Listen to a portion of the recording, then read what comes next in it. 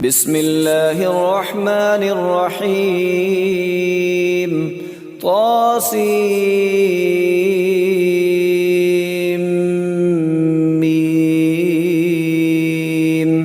تلك آيات الكتاب المبين نتلو عليك من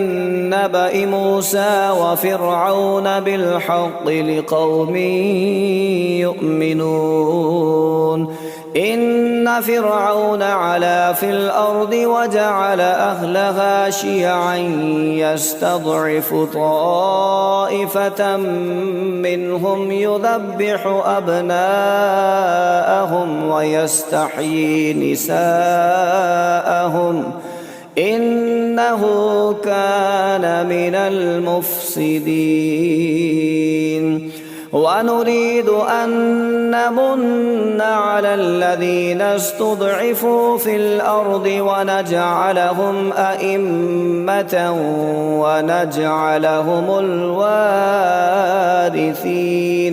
ونمكن لهم في الأرض ونري فرعون وهامان وجنودهما منهم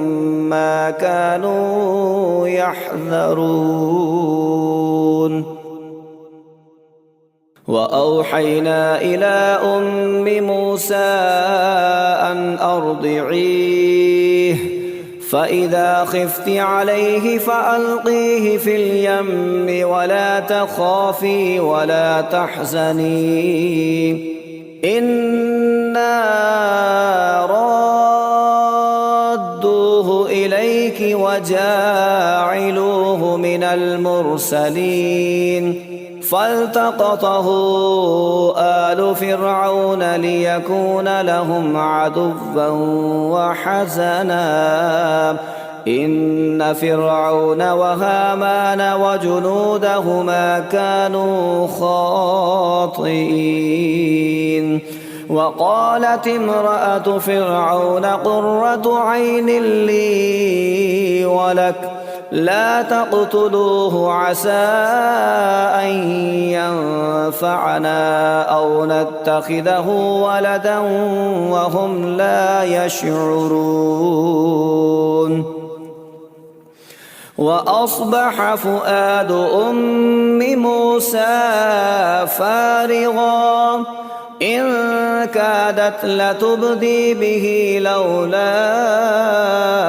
أن ربطنا على قلبها لتكون من المؤمنين وقالت لأخته قصيه فبصرت به عن جنب وهم لا يشعرون وحرمنا عليه المراضع من قبل فقالت هل أدلكم على أهل بيت يكفلونه لكم وهم له ناصحون فرددناه إلى أمه كي تقر عينها ولا تحزن ولتعلم أن وعد الله حق ولكن أكثرهم لا يعلمون ولما بلغ أشده واستوى آتيناه حكما وعلما وكذلك نجزي المحسنين ودخل المدينة على حين غفلة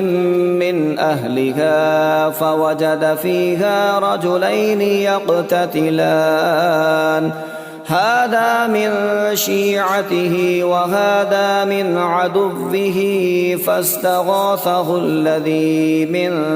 شيعته على الذي من عدوه فوكزه موسى فقضى عليه قال هذا من عمل الشيطان إنه عدو مضل مبين قال رب إني ظلمت نفسي فاغفر لي فغفر له إنه هو الغفور الرحيم. قال رب بما أنعمت علي فلن أكون ظهيرا للمجرمين. فأصبح في المدينة خائفا يترقب فإذا الذي استنصره بالأمس يستصرخه. قال له موسى إنك لغوي مبين. فلما أن أراد أن يبطش بالذي هو عدو لهما قال يا موسى أتريد أن تقتلني كما قتلت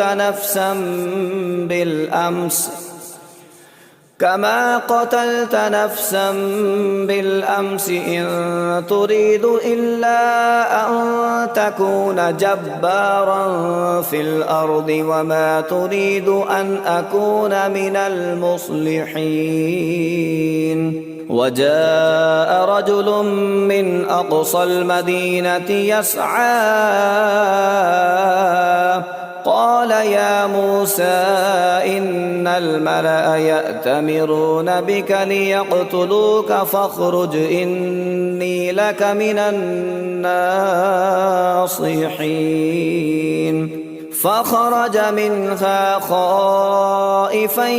يترقب قال رب نجني من القوم الظالمين. ولما توجه تلقاء مدين قال عسى ربي أن يهديني سواء السبيل. ولما ورد ماء مدين وجد عليه أمة من الناس يسقون ووجد من دونهم امرأتين تذودان قال ما خطبكما قالتا لا نسقي حتى يصدر الرياء وأبونا شيخ كبير. فسقى لهما ثم تولى إلى الظل فقال رب إني لما أنزلت إلي من خير فقير. فجاءته إحداهما تمشي على استحياء قالت إن أبي يدعوك ليجزيك أجر ما سقيت لنا. فلما جاءه وقص عليه القصص قال لا تخف نجوت من القوم الظالمين. قالت إحداهما يا أبت استأجره إن خير من استأجرت القوي الأمين. قال إني أريد أن أنكحك إحدى ابنتي هاتين على أن تأجرني 8 حجج فإن أتممت 10 فمن عندك وما أريد أن أشق عليك ستجدني إن شاء الله من الصالحين.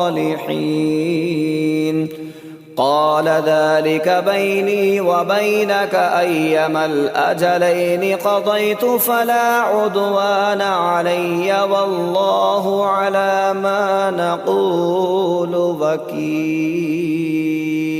فلما قضى موسى الأجل وسار بأهله آنس من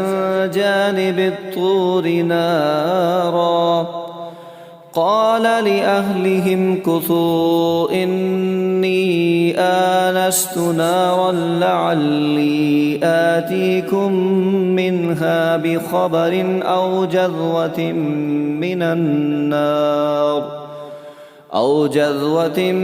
من النار لعلكم تصطلون. فلما أتاها نودي من شاطئ الوادي الأيمن في البقعة المباركة من الشجرة أن يا موسى إني أنا الله رب العالمين وأن ألق عصاك. فلما رآها تهتز كأنها جان ولى مدبرا ولم يعقب. يا موسى أقبل ولا تخف إنك من الآمنين. أسلك يدك في جيبك تخرج بيضاء من غير سوء واضمم إليك جناحك من الرهب فذلك برهانان من ربك إلى فرعون وملئه إنهم كانوا قوما فاسقين.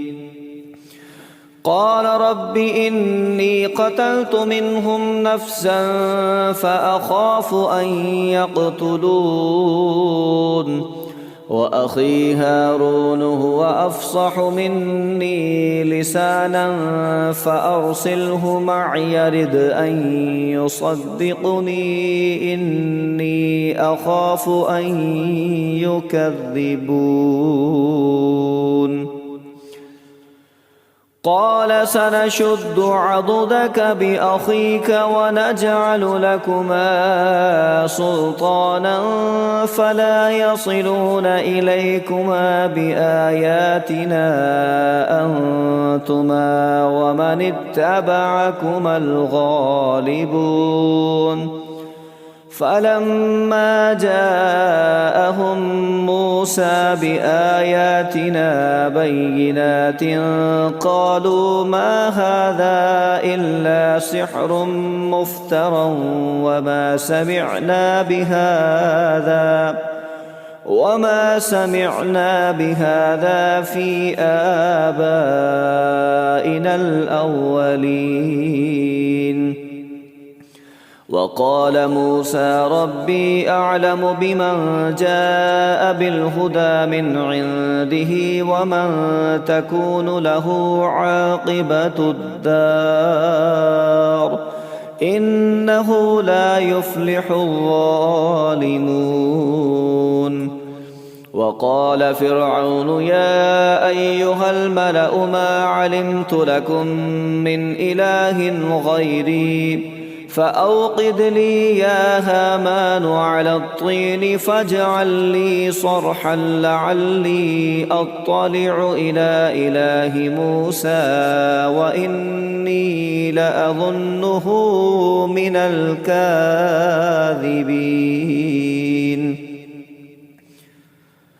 واستكبر هو وجنوده في الأرض بغير الحق وظنوا أنهم إلينا لا يرجعون فأخذناه وجنوده فنبذناهم في اليم فانظر كيف كان عاقبة الظالمين.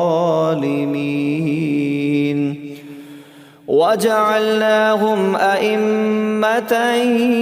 يدعون إلى النار ويوم القيامة لا ينصرون وأتبعناهم في هذه الدنيا لعنة ويوم القيامة هم من المقبوحين.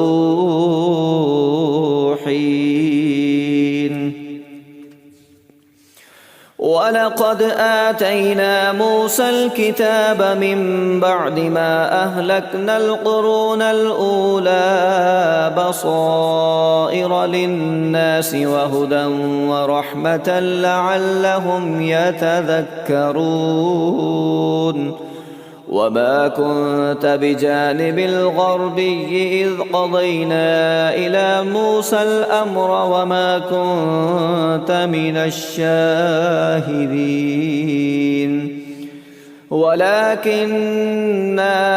أنشأنا قرونا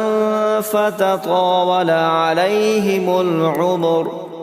وما كنت ثاويا في أهل مدين تتلو عليهم آياتنا ولكننا كنا مرسلين وما كنت بجانب الطور إذ نادينا ولكن رحمة من ربك لتنذر قوما ما أتاهم من نذير من قبلك لعلهم يتذكرون ولولا أن تصيبهم مصيبة بما قدمت أيديهم فيقولوا ربنا لولا أرسلت إلينا رسولا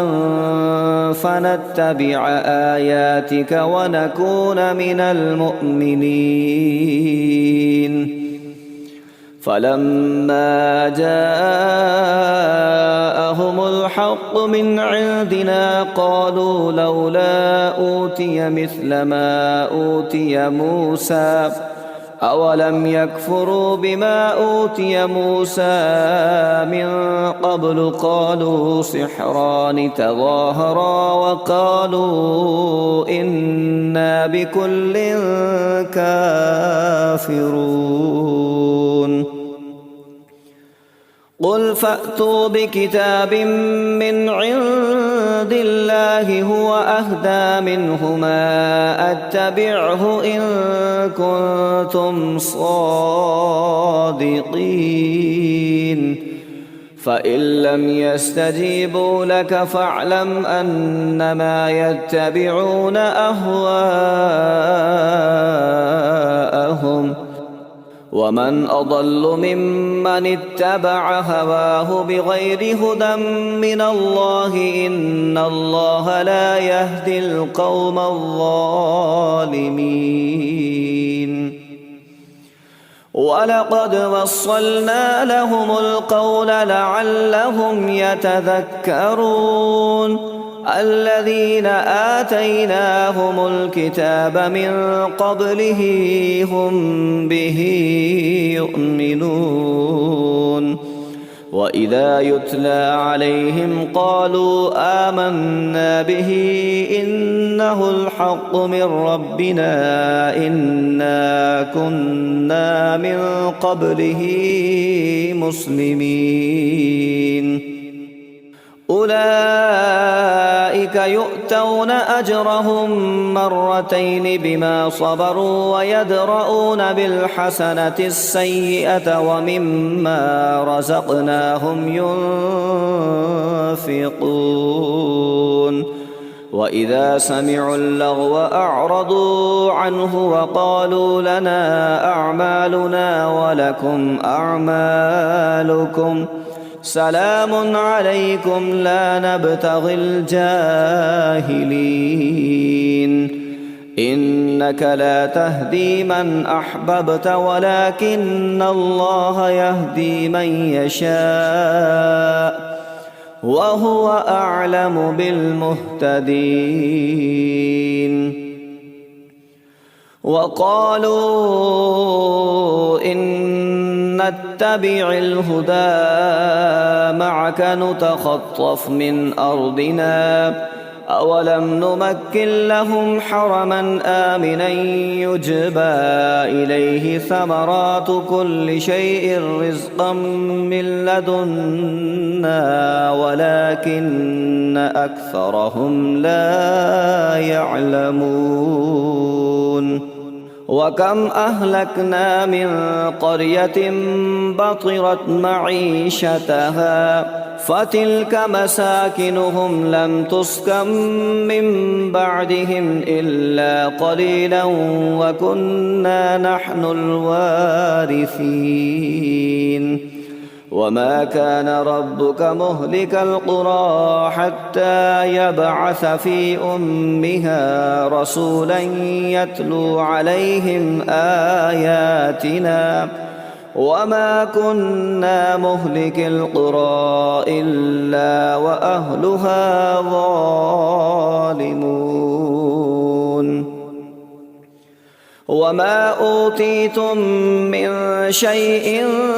فمتاع الحياة الدنيا وزينتها وما عند الله خير وأبقى أفلا تعقلون أفمن وعدناه وعدا حسنا فهو لاقيه كمن متعناه متاع الحياة الدنيا ثم هو يوم القيامة من المحضرين ويوم يناديهم فيقول أين شركائي الذين كنتم تزعمون قال الذين حق عليهم القول ربنا هؤلاء الذين أغويناهم كما غوينا تبرأنا إليك ما كانوا إيانا يعبدون وقيل ادعوا شركاءكم فدعوهم فلم يستجيبوا لهم ورأوا العذاب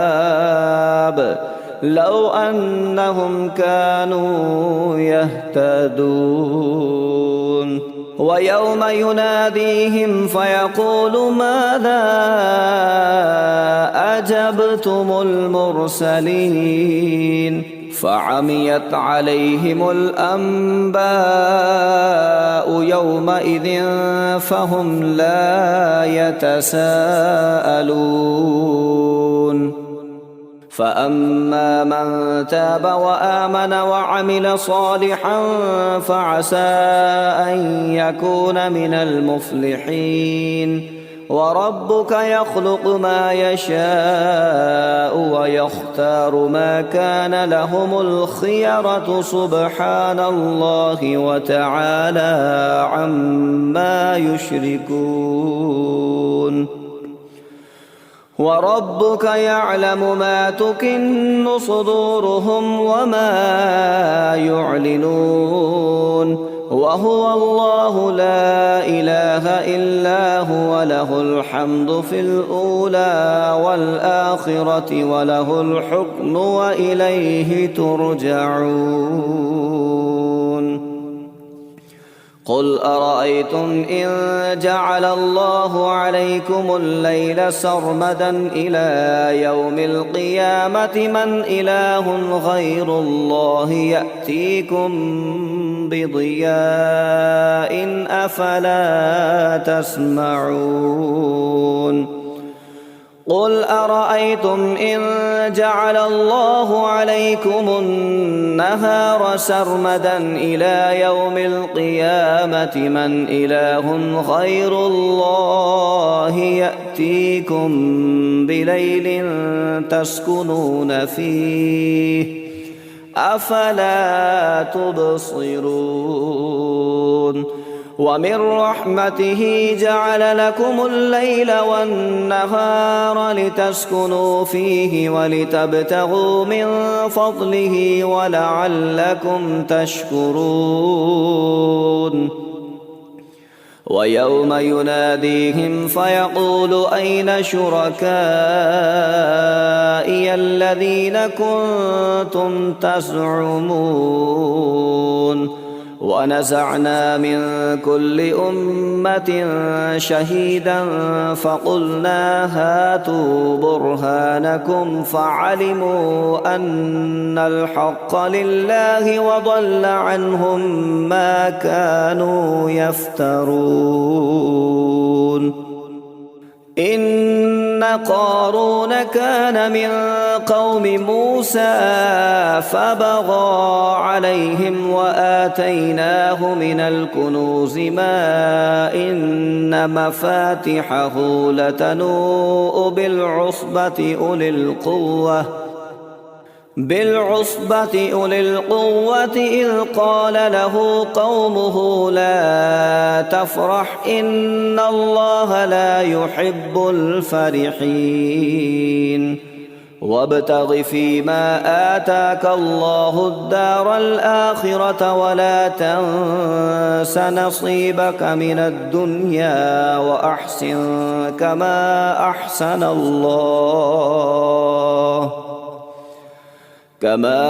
أحسن الله إليك ولا تبغ الفساد في الأرض إن الله لا يحب المفسدين.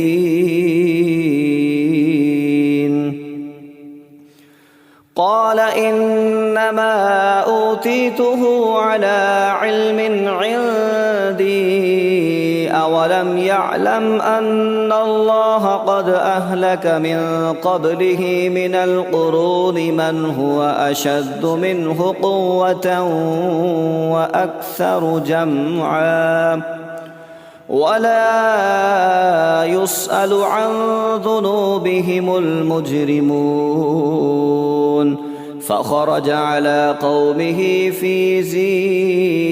زينته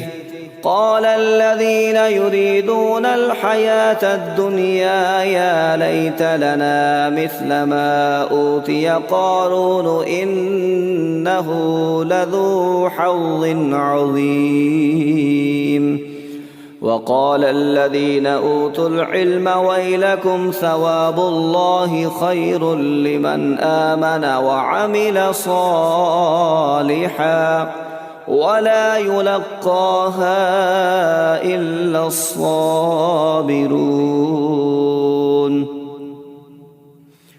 فخسفنا به وبداره الأرض فما كان له من فئة ينصرونه من دون الله وما كان من المنتصرين. وأصبح الذين تمنوا مكانه بالأمس يقولون ويك أن الله يبسط الرزق لمن يشاء من عباده ويقدر لولا أمن الله علينا لخسف بنا ويك أنه لا يفلح الكافرون. تلك الدار الآخرة نجعلها للذين لا يريدون علوا في الأرض ولا فسادا والعاقبة للمتقين. من جاء بالحسنة فله خير منها ومن جاء بالسيئة فلا يجزى الذين عملوا السيئات إلا ما كانوا يعملون. إن الذي فرض عليك القرآن لرادك إلى معاد قل ربي أعلم من جاء بالهدى ومن هو في ضلال مبين. وما كنت ترجو أن يلقى إليك الكتاب إلا رحمة من ربك فلا تكونن ظهيرا للكافرين. ولا يصدنك عن آيات الله بعد إذ أنزلت إليك وادع إلى ربك ولا تكونن من المشركين ولا تدع مع الله إلها آخر لا إله إلا هو كل شيء هالك إلا وجهه له الحكم وإليه ترجعون.